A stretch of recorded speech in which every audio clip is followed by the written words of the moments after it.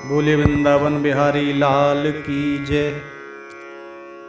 अब मोक्षदा एकादशी की कथा सुनाते हैं। श्री युधिष्ठिर जी बोले कि हे भगवान, आप सबको सुख देने वाले हैं और जगत के पति हैं, इसलिए मैं आपको नमस्कार करता हूँ। कृपा कर मेरे एक संशय को दूर कीजिए। मार्गशीर्ष माह के शुक्ल पक्ष की एकादशी का नाम क्या है? उस दिन कौन से देवता की पूजा की जाती है और उसकी विधि क्या है? भगवान, मेरे इन प्रश्नों का उत्तर देकर मेरे संदेह को दूर कीजिए। भगवान श्री कृष्ण जी बोले, हे राजन, आपने अत्यंत उत्तम प्रश्न किया है। आप ध्यान पूर्वक सुनिए। मार्गशीर्ष माह के शुक्ल पक्ष की एकादशी मोक्षदा के नाम से प्रसिद्ध है। इस दिन श्री दामोदर भगवान की पूजा धूप दीप नैवेद्य आदि से भक्ति पूर्वक करनी चाहिए। अब मैं एक पुराणों की कथा कहता हूँ। इस एकादशी के व्रत के प्रभाव से नरक में गए हुए माता पिता पुत्रादि को स्वर्ग की प्राप्ति होती है। आप ध्यान पूर्वक सुनिए।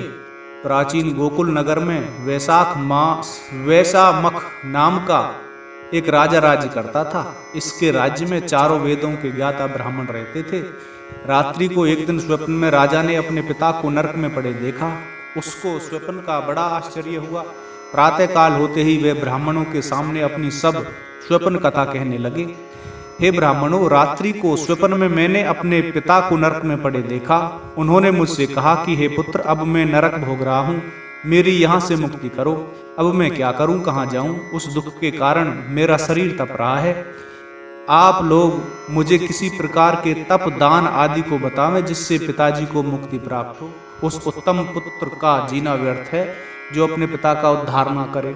राजा के ऐसे वचनों को सुन ब्राह्मण बोले, हे राजन, यहाँ से करीब ही वर्तमान भूत भविष्य के ज्ञाता पर्वत नाम के एक ऋषि का आश्रम है। आप यह सब बातें उनसे जाकर पूछ लीजिए, वे आपको इसकी विधि बता देंगे।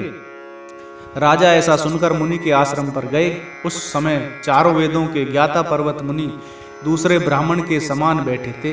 राजा ने जाकर उनको साष्टांग प्रणाम किया। पर्वत मुनि ने उसे सांगोपांग कुशल क्षेम पूछी। तब राजा बोले, हे देवर्षि, आपकी कृपा से मेरे राज्य में सब कुशल है, परंतु मेरे मन में अशांति रहती है, उसका कुछ उपाय कीजिए। ऐसा सुनकर पर्वत मुनि ने एक मुहूर्त के लिए नेत्र बंद कर लिए और भूत भविष्य को विचार करने लगे। फिर बोले, हे राजन, मैंने योग बल के द्वारा तुम्हारे पिता के समस्त कुकर्मों का ज्ञान प्राप्त कर लिया है। उन्होंने पूर्व जन्म में कामातुर होकर सौत के कहने पर एक स्त्री को ऋतुदान मांगने पर भी नहीं दिया था। उस पाप कर्म के फल से तुम्हारे पिता को नरक में जाना पड़ा है।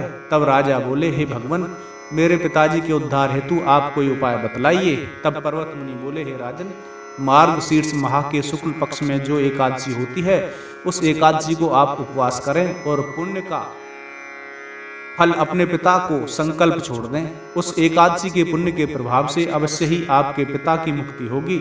मुनि के वचनों को सुनकर राजा अपने महल को आया और कुटुंब सहित मोक्षदा एकादशी का उपवास किया। उस उपवास के पुण्य को राजा ने अपने पिता को संकल्प कर छोड़ दिया। उस पुण्य के प्रभाव से राजा के पिता को मुक्ति मिली और स्वर्ग में जाते हुए अपने पुत्र से बोला, हे पुत्र, तेरा कल्याण हो। यह कहकर स्वर्ग को चला गया। मार्गशीर्ष माह के शुक्ल पक्ष की मोक्षदा एकादशी का जो व्रत करते हैं, उनके समस्त पाप नष्ट हो जाते हैं और अंत में स्वर्गलोक को जाते हैं। इस व्रत से बढ़कर मोक्ष देने वाला दूसरा कोई भी व्रत नहीं है। इस कथा को सुनने व पढ़ने से वाजपेय यज्ञ का फल मिलता है। यह मोक्षदा एकादशी की कथा संपूर्ण हुई। बोले वृंदावन बिहारी लाल की जय।